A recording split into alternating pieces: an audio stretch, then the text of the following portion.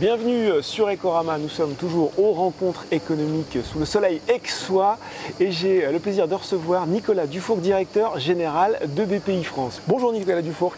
Bonjour. Alors, BPI France, on ne la présente plus, vous êtes taillé une belle réputation, une belle part dans aujourd'hui le financement, le soutien à la création et au développement d'entreprises en France via effectivement des crédits bancaires, des prêts, du cofinancement, de l'investissement en fonds propres. BPI France, c'est aujourd'hui 50 agences à travers la France, 8000 crédits d'investissement PME, 70 000 crédits directs de trésorerie pour les PME. Je vois même que l'année dernière, loin d'avoir baissé la voilure, on voulait plutôt augmenter, 9% de plus en crédit aide, 19 milliards d'euros, 2 milliards d'euros d'investissement en fonds propres. On est là, ici à Aix, le thème c'est la confiance.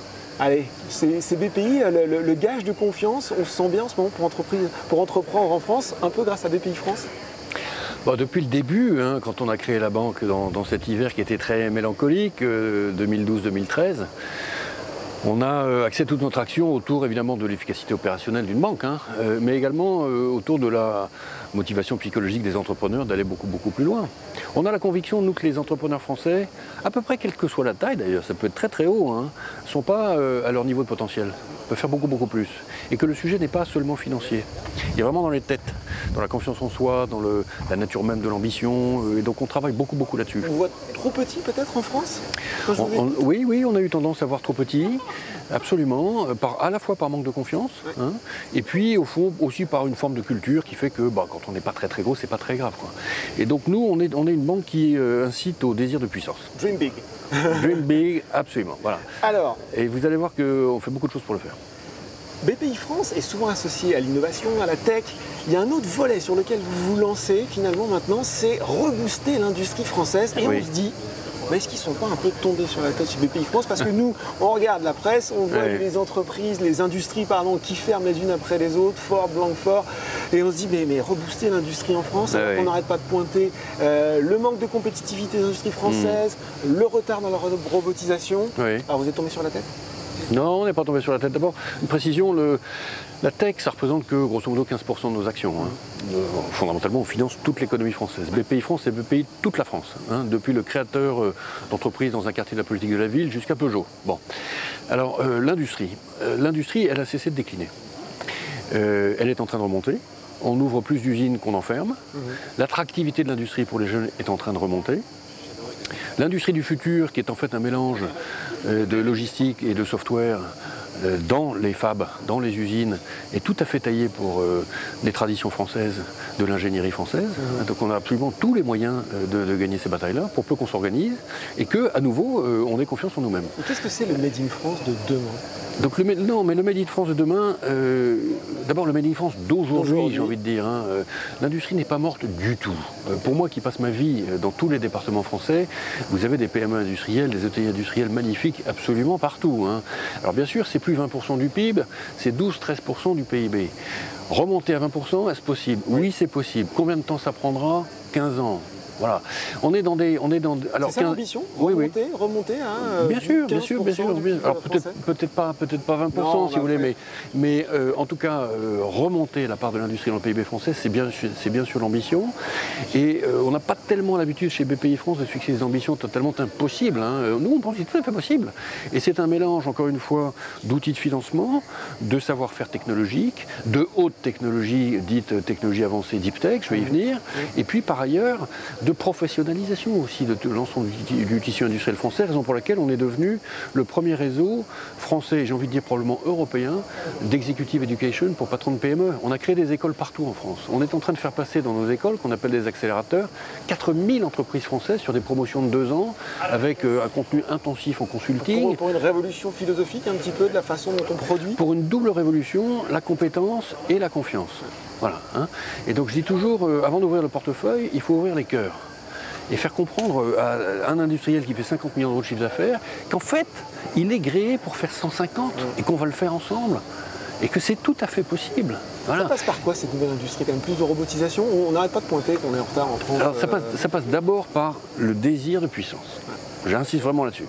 Une fois que vous l'avez, tout s'enchaîne. Les moyens en face Les moyens sont là, la techno est là. Et donc évidemment, il faut en effet robotiser, il faut mettre ce qu'on appelle des AGV, c'est-à-dire des véhicules autonomes dans l'usine, il faut digitaliser complètement la chaîne de production.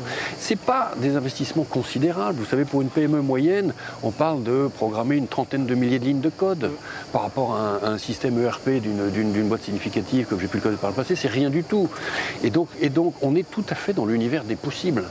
Nicolas Dufour, on dit aussi qu'il faut voir grand, et on a l'impression qu'au niveau européen, mais quand on regarde, c'est difficile de voir émerger des grands champions, parce que souvent, la Commission européenne dit, non, les derniers grands rapprochements industriels qui ont essayé de voir le jour, ça n'a pas été une réussite. Oui. Est-ce que c'est pas un frein, ça, finalement? Est-ce que voir grand, une fois qu'on est au niveau français, on a du mal à l'élargir au niveau européen? Oui, je pense qu'on raisonne trop simplement. C'est-à-dire qu'on raisonne en se disant, au fond, l'Europe, c'est les très grands groupes, et il faut que les très grands groupes fusionnent, et puis tout ira mieux. Mais non, les très grands groupes... Pas votre vision? Non, oui, mais elle est partielle, cette vision-là, si vous voulez. On ne peut pas faire des Airbus de tout. Et d'ailleurs, les Airbus ne marchent pas toujours.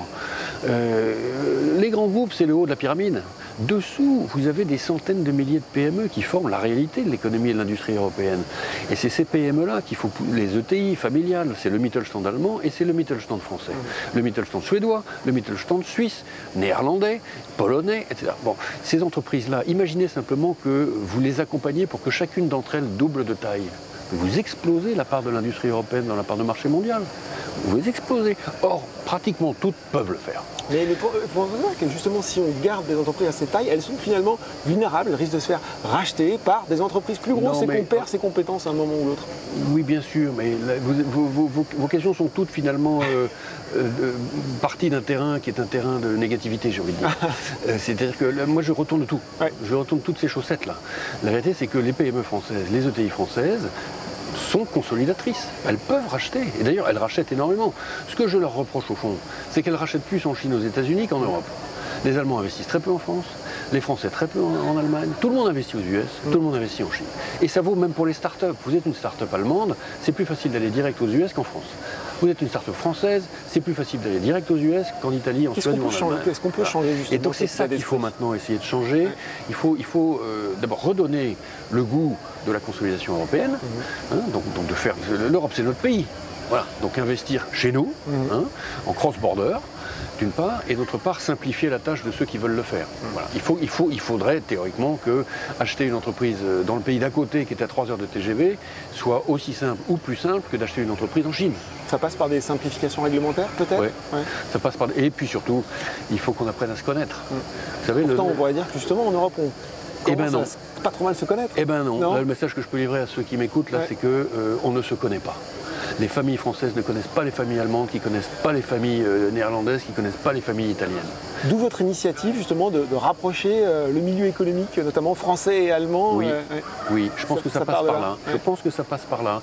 Il faut refaire de l'Europe comme on le faisait dans les années 60 et comme on le fait avec Erasmus. Il faut faire des Erasmus de tout. Voilà. Et donc, on est en train de créer des clubs franco-allemands par industrie. On est en train de créer des accélérateurs, c'est-à-dire des écoles de patrons franco-allemandes, franco-italiennes, alors par ailleurs franco-africaines, et je voudrais le faire avec pratiquement tous les pays. Quand les gens commencent à se connaître, comme par hasard, ils se marient. Et ça forme des ensembles qui sont des ensembles extrêmement attractifs, vous savez. Et donc moi, je vois au contraire un océan de possibilités devant nous, pour peu qu'on lise correctement les faits et la bataille. Bon. Vous en avez parlé, il y a aussi un plan Deep Tech, effectivement, objectif investir 2 milliards d'euros sur les 4 ans qui viennent pour créer 1500 startups d'origine scientifique. Est-ce qu'aujourd'hui, finalement, en France, il y a ces passerelles qui restent à créer, elles sont déjà peut-être un peu créées entre le monde académique, scientifique, reconnu, français, et le monde de l'entreprise? Alors on a un monde académique qui est l'un des meilleurs du monde. Qui est vraiment, c'est un miracle historique. Ça ne s'est pas construit du jour au lendemain. La France est une très grande nation scientifique. Par ailleurs, je rappelle qu'on a 1 million d'ingénieurs, c'est-à-dire autant d'ingénieurs qu'en Allemagne. Il ne faut pas se croire tout petit. Et le problème, c'est que ces scientifiques restent très très blouse blanche. Et donc, ils font du mal à sortir des labos. Donc ils vendent beaucoup leurs brevets, mais ils créent peu de boîtes. Donc notre objectif, c'est que le monde scientifique français crée des boîtes. Beaucoup plus. D'où l'objectif qu'on s'est fixé dans les 4 ans qui viennent de faire 2000 startups de technologie avancée. Là où ça boucle avec la question que vous me posiez sur l'industrie, c'est que les technologies avancées, alors bien sûr il y a l'intelligence artificielle, mais c'est pour l'essentiel des technologies qui permettent de fabriquer des objets. C'est pas que du code. C'est des software. Voilà. Et donc c'est de la microfluidique, c'est du cloud computing, c'est des matériaux avancés, du semi-conducteur, du silicone, etc. Et quand vous créez des objets, eh ben vous créez des usines. Donc c'est le futur de l'industrie française. La deep tech, c'est le futur européenne, c'est le futur de l'industrie européenne. Voilà. Donc les startups dont je parle là dans les quelques années qui viennent deviendront, et même sont déjà pour certaines d'entre elles, en train de devenir des ETI industriels. Je prends les deux entreprises que j'ai présentées, Emmanuel Macron et Vivatech, Deep Tech, ont toutes les deux ouvert des usines gigantesques. Prenez Insect, qui fait des protéines animales à base d'insectes. Insect est en train d'ouvrir une usine de 40 000 m² à Amiens. Vous prenez BioSerenity, qui est l'autre entreprise que j'ai présentée, qui fait des tissus connectés pour faire du diagnostic cardiaque ou du diagnostic des neuropathologies. On vous met une espèce de bonnet sur la tête, le bonnet il est plein de capteurs, et on identifie que vous êtes en phase d'épilepsie. Voilà. Bon. Il faut bien les fabriquer quelque part ces tissus. Eh ben, ils sont fabriqués à Troyes en Champagne. On les fabrique en France. Troyes en Champagne, le cœur de la bonneterie française. Et donc la Deep Tech, c'est l'usine du futur. Alors nous, on reçoit sur Boursorama pas mal de dirigeants, notamment de biotech, parce que beaucoup de biotech sont en bourse. Et ils nous disent, la phase d'amorçage en France, ça se passe très bien, on est très aidé, très encadré. Et puis, notamment dans la biotech, on est sur des temps longs, parfois 10 ans. Et après, il y a un trou. Il y a un trou dans la raquette qui bride notre développement. Vous l'avez identifié, ça ? On l'a parfaitement identifié dès le début, puisque j'ai créé au printemps 2013 un très gros fonds de 1 milliard d'euros qui s'appelle le fonds Large Venture, ça veut tout dire, qui permet de mettre des tickets de 20, 30, 50 millions d'euros. Et il a essentiellement investi dans la biotech, ce fonds-là, un peu dans la deep tech, et on investit par exemple chez Parrot ou chez Sigfox, des maisons comme ça, Actinity, dans les objets connectés, mais on a beaucoup investi dans la biotech, Selectis, Serenis, Innate Pharma, MedDay, qui sont des maisons parfois les Français ne connaissent pas, mais qui valent déjà pratiquement plus d'1 milliard d'euros. C'est des licornes. Voilà. Donc on est très présent. On finance beaucoup en fonds de fonds, des fonds français qui sont capables ensuite de mettre ce genre de tickets. Donc des fonds, on appelle ça des fonds de croissance, de growth. Et on s'était fixé comme objectif d'en faire une demi-douzaine. Il y en a une demi-douzaine. Le nouvel objectif du plan stratégique qui se présente la semaine prochaine, c'est d'en faire une dizaine de plus, pour équiper le pays. Voilà. Ensuite, il y a la bourse. Il ne faut pas y aller trop tôt. Non, le problème de la bourse française, c'est qu'on a tendance à y aller trop tôt. Voilà. Et ça, c'est un vrai sujet. C'est une tentation à laquelle il faut tenter de résister. Voilà. Et puis, je dis par ailleurs que quand une maison française décide à la fin de se coter au Nasdaq, au fond, quel est le problème, L'essentiel, c'est que la boîte reste française, que les ingénieurs sont en France, le marketing se développe, etc. Bon, si elle va chercher sa liquidité aux États-Unis, après tout, pourquoi pas Alors, moi, je suis très pragmatique. Je vais vous poser une question, vous allez peut-être la trouver encore posée sous le fil de la négativité, mais en creux, certains disent, finalement, le succès de BPI, c'est montrer que le capital risque privé français en France ne prend pas sa part, et est-ce qu'il n'y a pas aussi, finalement, quelque chose à faire ? Il n'y a pas forcément l'équivalent dans d'autres pays, et ça marche aussi bien que chez nous. Est-ce que finalement, par votre présence, vous empêchez pas, alors pas vous empêcher, mais en tout cas, c'est empêcher certaines réformes structurelles qui permettraient au private equity de prendre sa place. Je l'avais encore jamais entendu. Ah non, c'est exactement l'inverse. C'est dingue. Non, c'est exactement l'inverse. Le capital risque français est énorme maintenant. Nous finançons 90 fonds et on ne les finance pas tous. En fait, il y en a 140. On est le premier capital risque continental. On est à ISO avec le capital risque britannique, qui est lui-même essentiellement américain. On a une part de marché sur l'ensemble des levées de fonds européennes de 40%, écoutez-moi bien. C'est-à-dire que dans 40% des levées de fonds européennes, vous avez des sous de fonds privés de capital risque français. On a créé un écosystème d'enfer et qui est maintenant un actif pour la France qui est très important. Nous continuons d'injecter chaque année dans cet écosystème un demi-milliard d'euros. Mais cet écosystème lui-même lève de plus en plus d'argent.